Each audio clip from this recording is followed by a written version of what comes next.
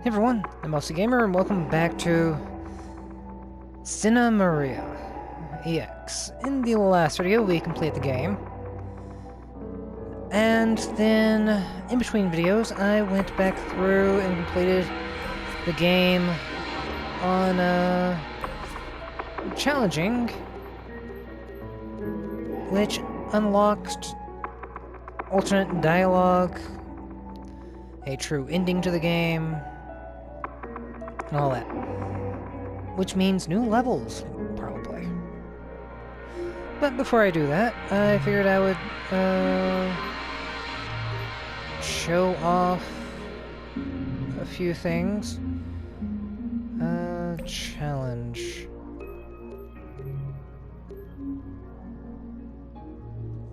I'm not exactly sure what the challenges are for, besides trying to get through certain events in the game without taking specific amounts of damage, or, well,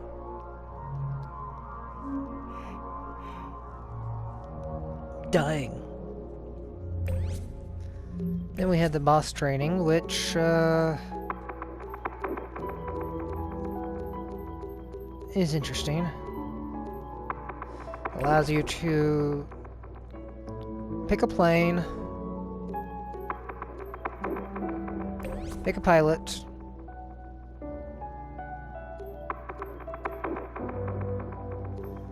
and this is where we get to read the bios of our pilots.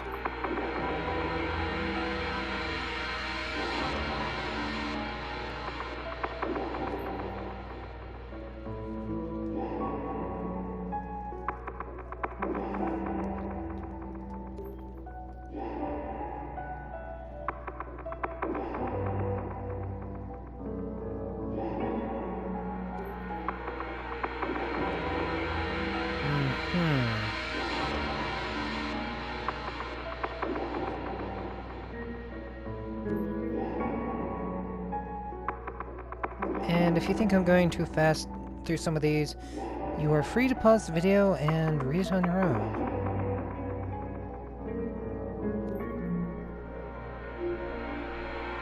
Hi, bot. Alright.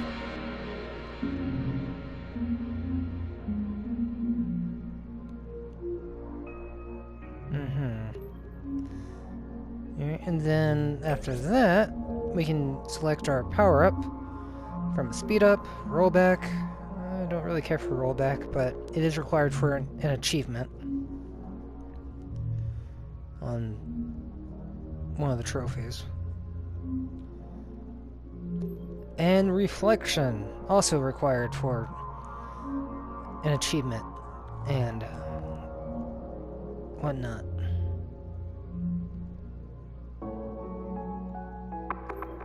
Then after selecting that, we have the chromium.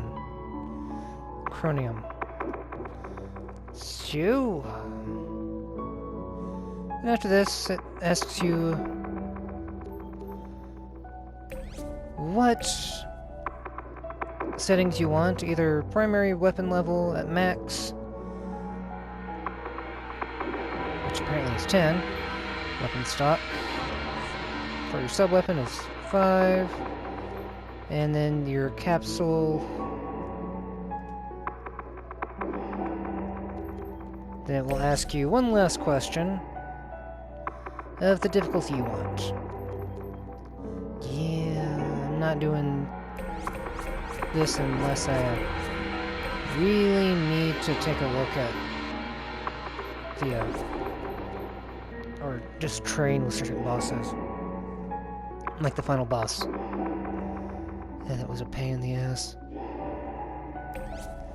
And the trophies, we get the, tells you how to acquire them.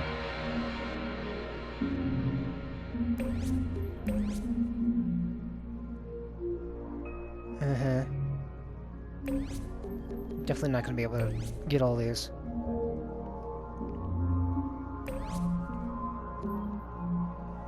but it's just more or less an achievement list of things you can and can't, or things you want to accomplish and things you don't want to accomplish, on how you see it.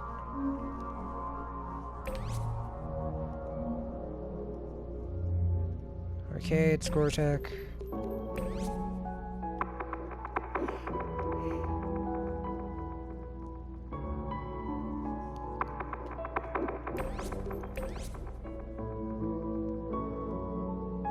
Yeah. Fail the prologue. And complete the prologue without taking any damage. And destroying all targets. Yay. That one's a bit of a pain, but is doable.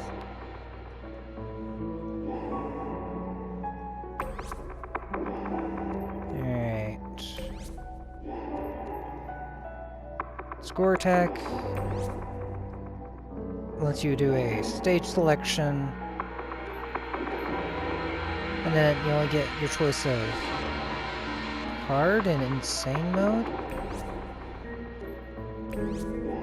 Arcade probably lets you pick your plane. Everything else that was in the boss training. And you have versus, which is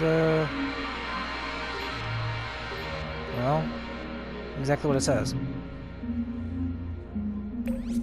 So I think I'm going to play through the story again. And start new game with the alternate dialogue, which I unlocked by completing the game again through challenge mode. Ugh, that was annoying, but worth it. Alright.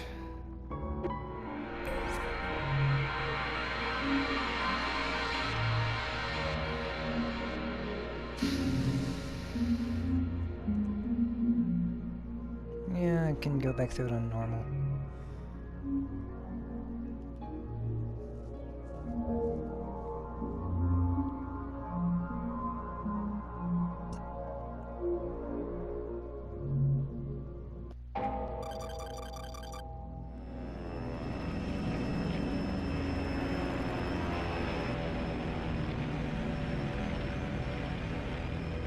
Cobalt King calling headquarters.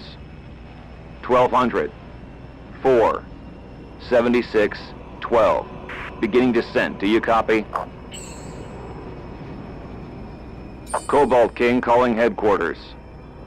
1200. 4. 76. 12. Beginning descent. Do you copy? Copy that, 1200. 4. 76. 12. Cobalt King. Navigation says we're on target above the city. Countergravity anticipated. In 3, 2, 1, and it's a go. Alright.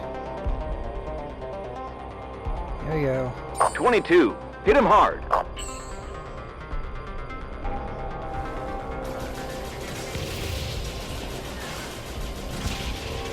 Yeah.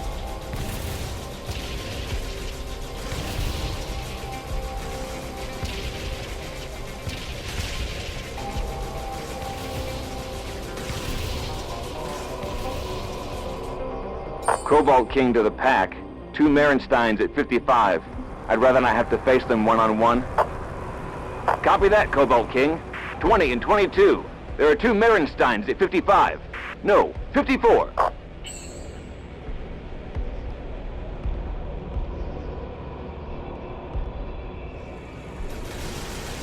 Right.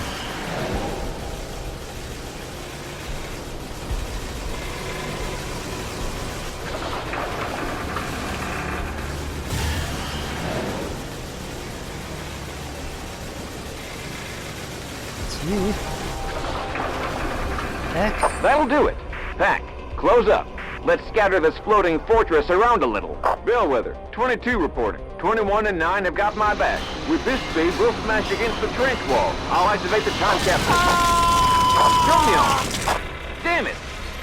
Bellwether, 20 is down. Let's go for the advanced pilots. Affirmative, 22. Time capsule active. Let's go.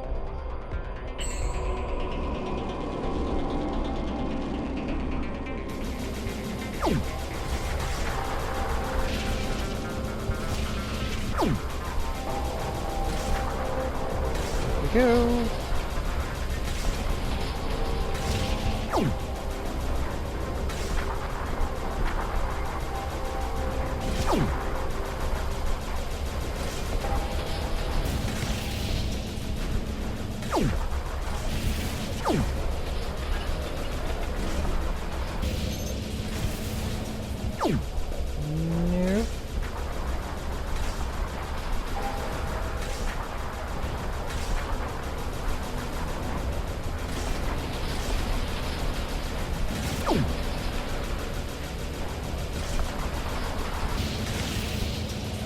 Nope. Okay, got it. Yeehaw!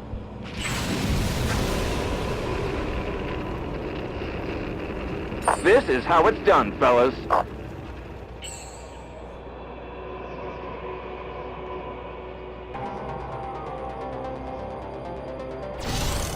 It's not much different on challenge.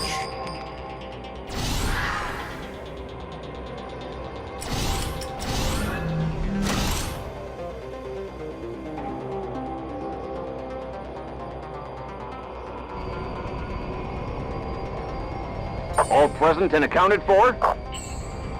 Back. Close up and report. Cobalt King, airspace in your zone is spick and span. Much obliged, Bellwether. Cobalt King to headquarters. 600, 4, 112, 12. In position. Half near to launch. Copy that, 600. 4, 112, 12. Cobalt King. Your zone has successfully dropped the nuke.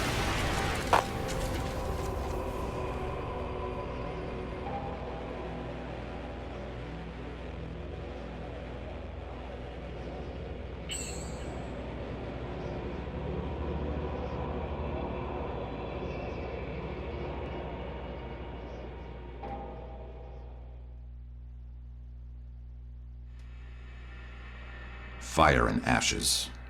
Black hell rain. The bombing literally erased the Enki's capital, razed it to the ground. As a final blow, the Empire built its own divine capital upon this very same ground, the city of Tira. In this manner, the Empire planted its roots on Enki soil, fueled by Enki culture.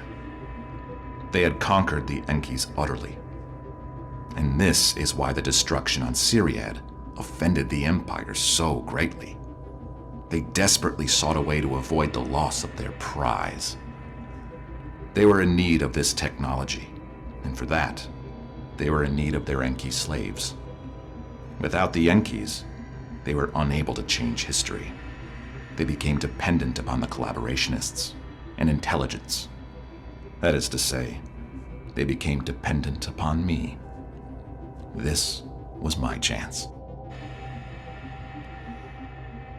And with that, I think I'm going to play the game on through. Any new dialogue, I will show. If it's any new levels, I will show.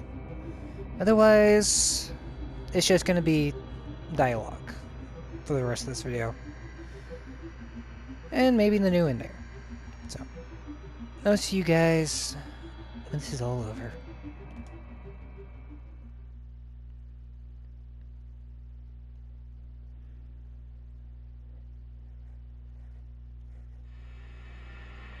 In the life of a male, sexuality is paramount. This is undeniable. Some thinkers have even gone so far as to place sex in the center of what makes the world go round. Making love is the ultimate form of self-expression, I figure. I wish I could share with you the truth of how I feel. There are some things that cannot be put into words. So many words have been used to describe feelings and what we call love. But all of that is public domain. These words have no value because they can't possibly describe the true experience, which is locked away inside the heart of each person who has loved. These are the words of the Enki terrorist Linte Ito, who maintained a sexual relationship with the rebel leader known as Akita Driad, among others. This intel was gleaned by our informant, who also told us of the plans this resistance had for Moneta. We didn't interfere. We hoped that discovering the truth about what happened to their people would make them come to realize the futility of their efforts.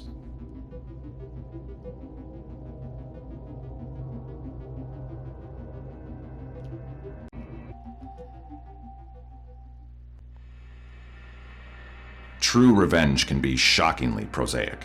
It lacks elegance or grace. I wasted nearly a circle preparing Regis Pire for the moment when my father's revenge would find him. I taught him to give a signal, what to do and say in order to warn my father. It was all in vain. In literature, revenge is undertaken only after lengthy monologues, after the accused has a chance to speak up for himself. My father gave him no such chance. He killed the bastard in cold blood without saying a word. He always knew how to point out my imperfections. I couldn't even predict his actions in this one instance. Just goes to show how little we cared to get to know one another.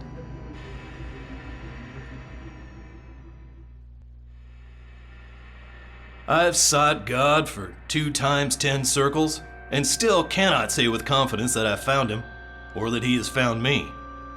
If anyone asks, I just say that I'm a believer but not religious. I do believe there is some truth at the heart of the ancient books of divinity.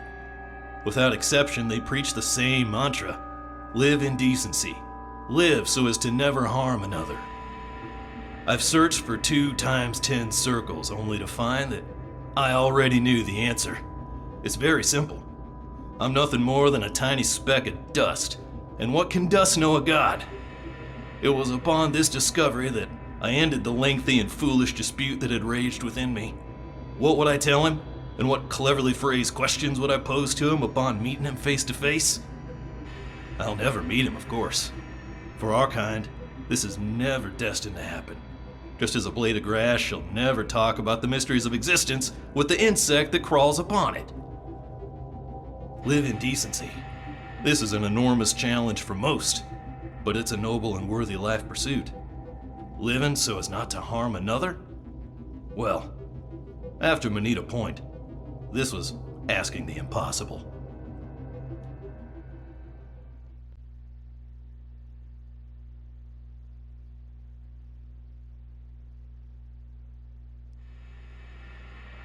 I don't believe in an ultimate truth. A child rolls in the dirt with gleeful abandon, while an adult will try to wipe their dirty faces clean. To what end? Both actions are meaningless. The fine mist of time falls upon the heads of the dirty and the clean alike. Before time, all is made equal, from dust to dust. Perhaps there is an ultimate truth after all, that being the irrelevance of our truths. Still, I believe there is a higher function for value in aesthetics, the preservation and cultivation of which is the privilege of the aristocracy. When I say aristocracy, I don't necessarily mean blue-blooded royalty. Rather, I refer to men of learning and reading. What I am concerned with is an aristocracy of the mind. It is our obligation to select, through our experiences, knowledge, and heart, what is eternal and what is worthless. I see doubt and disdain in the eyes of the others. They find conceit and arrogance in my mannerisms. But if I don't represent this ideology, then others will. Others who would prefer to distinguish between people and concepts based on vanity, rather than thought and humility. Should my compatriots grab hold of this idea, they shall at long last come to understand my intentions.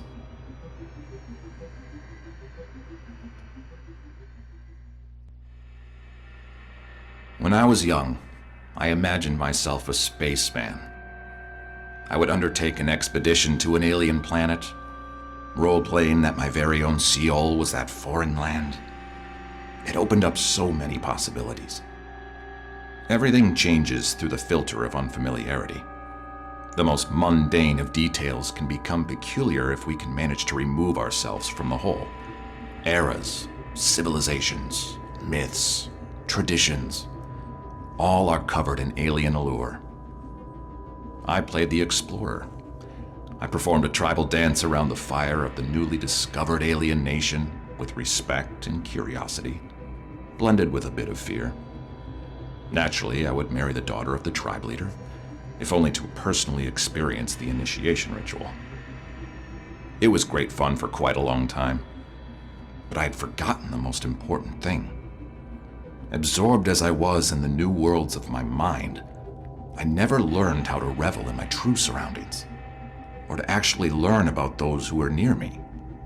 After all, I treated them all as alien specimens. This is how it came to be that I never knew my homeland, or those who shared my blood. But what can I do about it now? All that remain are the memories, which gradually fade.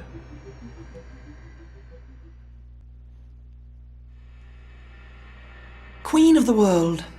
That's who I was as a little girl. In fact, that's who I was as a grown-up girl as well, at least for a time. I believed, and once even knew, that this reality is only a dream. The entire world is mine. I shall come to reign over land, water, and sky. All people shall seek my orders and my counsel. And today, this moment, this reality is nothing more than a trial. In order to become a good and fair ruler of this universe, I must live among my people for a few more circles. That's the price. Then that disastrous event. And still nothing has happened. More precisely, all that happened was my realization that nothing will happen. This is not a dream.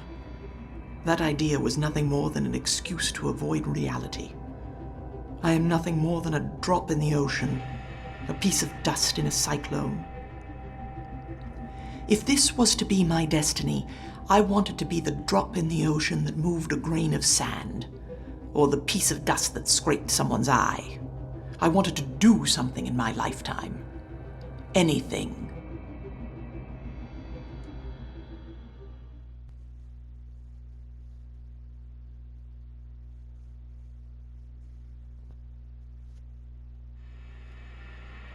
Can we find true love more than once? There was a time when I thought so, but the answer, definitively, is no. There's only one. If you're ever in doubt, have patience. Give it time. You shall come to realize that there is indeed no other. One who warrants your company, who can comfort you and be comforted by you throughout your lifetime. Love is deceitful. The heart is easily misguided. Find your true love and you shall know that she is the one, and you shall realize there is none truer than she. But your deceit doesn't care for this truth. You just think with your dick. If this is nothing more than theory to you, rejoice. One of life's greatest challenges has passed you by.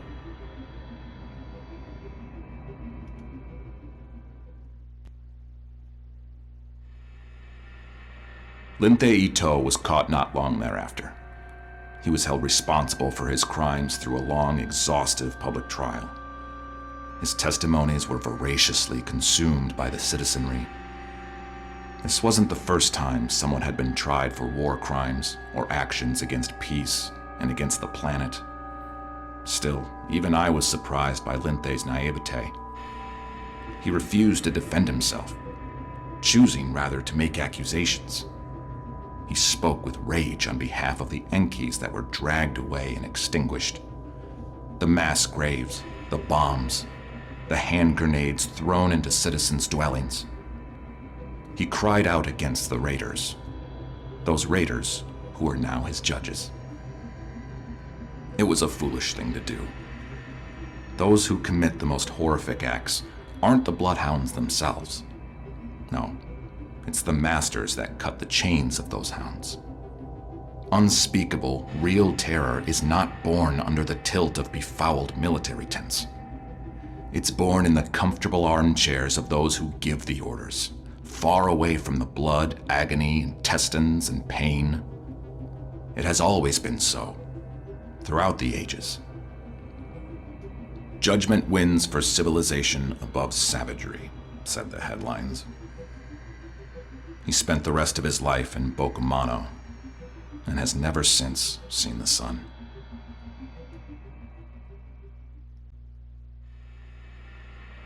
Who was Miriam Magusa? I could never find out. Perhaps she was my father's bedmate. Perhaps she meant even more to him than that, or less. What Miriam Magusa was, on the other hand, I managed to discover when I got my hands on her autopsy report. She was an Enki, probably a survivor of Mirage Mountain, and she was ill with leukemia. With a fake ID, she became a citizen of the Empire. She was still alive when I found her. She was in room 644 of the Solace Hospital, voiceless, with dead eyes. I couldn't get a word from her. Whoever she was, she helped my father. May she rest in peace.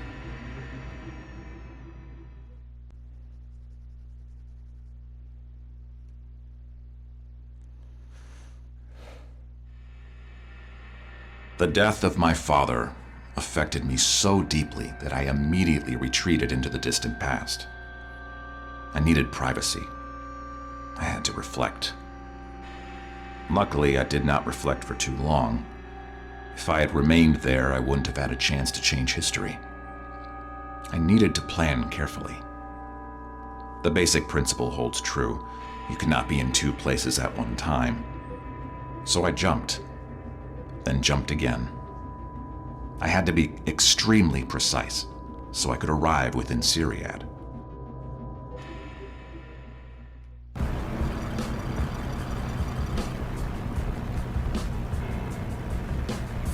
Akita Dryad, recording. This is the last circle. The Prophet Enki has seen nothing further for our nation. Whatever the Empire is up to, we will do everything in our power to try and prevent it. If all goes well, Linthas should be working to distract the Empire during their victory parade. We will make our stand. There are only two of us now. All other Enkis are dead, or slaves of the project. We cannot save them. There's simply nothing to be done. The book does not have our names written. Either both of us die or whatever may be. Recording pause.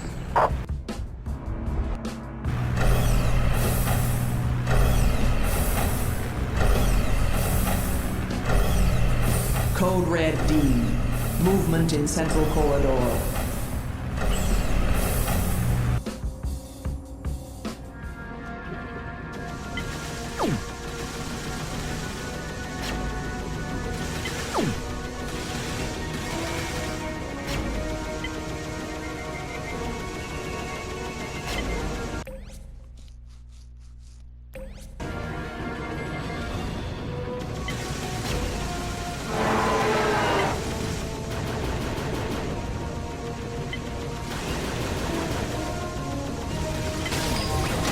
Die, bastard!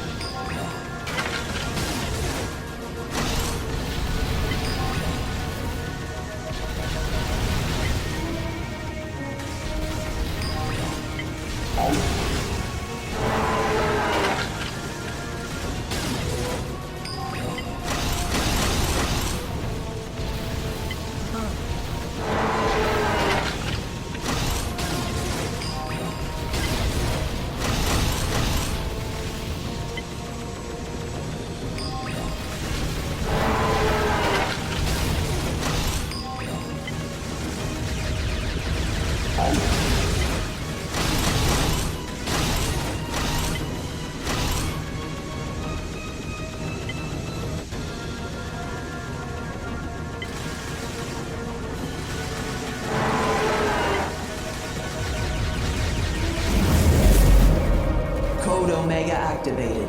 Time corridor open. Dryad, cease firing. Dryad, I won't warn you again. Thank you. System deactivation. 345A2, Argus Pitel. No! Listen carefully, Dryad. Planning this was no easy feat. For the past few days you felt ill, haven't you? Deep in your heart, you must know what it means. You can either trust me, or you can damn yourself forever. If you keep fighting, you'll kill what remains of your nation. This isn't what you want. This is my job. Your job is to give faith to your people. 4,500 circles is time enough. If that is all a nation may have, then so be it. Make sure they use it well. Get going. The system will be up in a near. Jump, now! There now. Come to Daddy.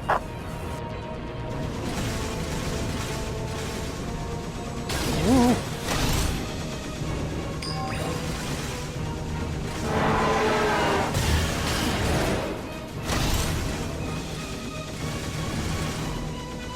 Where's it? Give me that. Code Red F. Emergency shutdown. Life functions have ceased in all blocks. Are we gonna survive this? I don't know.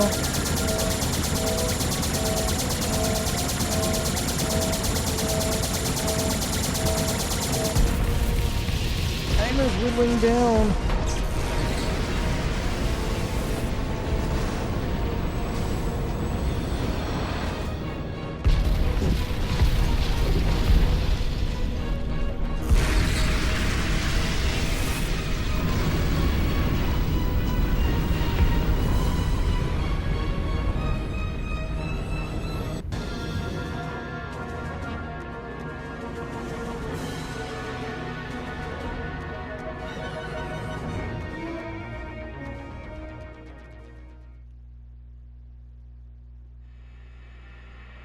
Syriad's sensors recorded the intrusion of 2 foreign beings that day.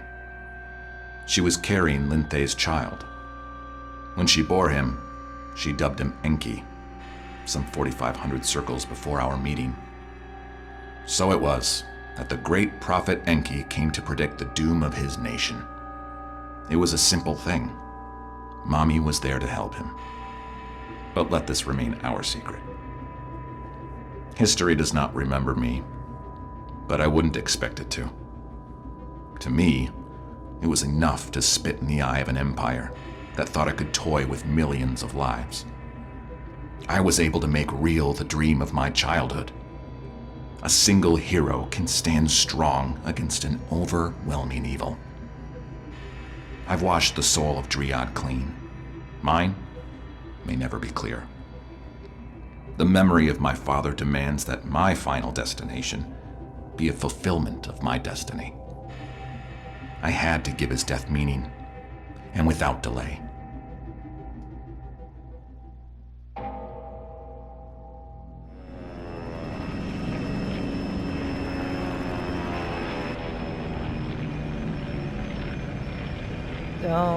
Cobalt King calling headquarters, 1200 4 76 12. Beginning descent. Do you copy?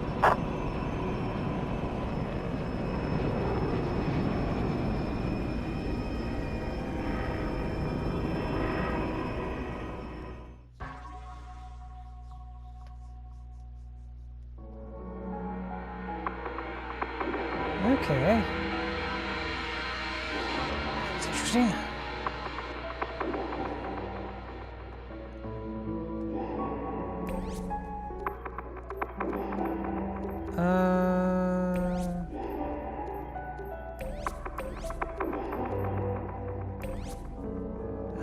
Here we go. The encyclopedia.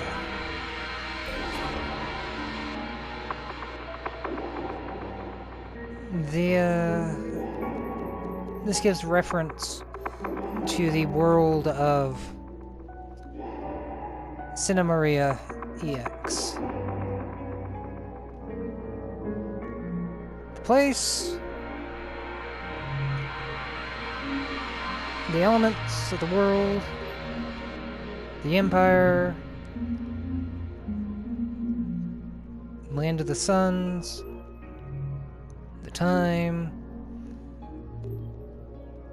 The Project. I will not show these to you because these are quite long and I don't want to make this video any longer than I already have. So I'm going to leave it here and I'll see you guys in the next video. So until then, see you guys. Holding in his hands a giant sieve, time stands ever sifting. He sifts through worlds. He picks them out, not with regret, but with delight. He grieves only those that fall, and those who fall deserve to fall. Time spares no pity for Ophel. Waning nations, cold worlds, broken lives miasmal desire. It's death they deserve, and nothing less. I'll admit that I may preach one thing and practice another. I had hoped here to unearth the essence of patience. A solid marriage, for example, may be the cornerstone of all manly affairs, and for this the utmost patience is required. And yet we find this quality conspicuously absent from the man of our times. So how can I pretend to preach patience when time is my worst enemy? Were it possible, I'd run off to places unknown, escaping from time entirely. But there is no escape. He, that bony reaper with his gap-toothed grin, if not for my soul, shall come someday for whatever he may find within me. Perhaps he'll come for the very words I speak now. But he won't give a damn whether this monologue is finished, whether I feel it done. When time comes to me, I shall deliver my revelation to him. Espousing the virtues of patience under time's shadow is utterly futile. What would you do if you knew exactly how much time you had left? Imagining what it's like to be an Inky is a frequent pastime of armchair philosophers in bourgeois imperial salons. Travel through time is both a gift and a curse for the Inkies. It comes hand in hand with the knowledge of one's remaining life. Since they can transport themselves through time and space, the Inkies could even give an account of their own demise prior to its occurrence. All Inky deaths are documented in the Book of Days to Come. When an Inky seeks to know his remaining time so as to settle his affairs, he need only turn to the book. It's too much to even imagine the morbid, base traditions of these savage people.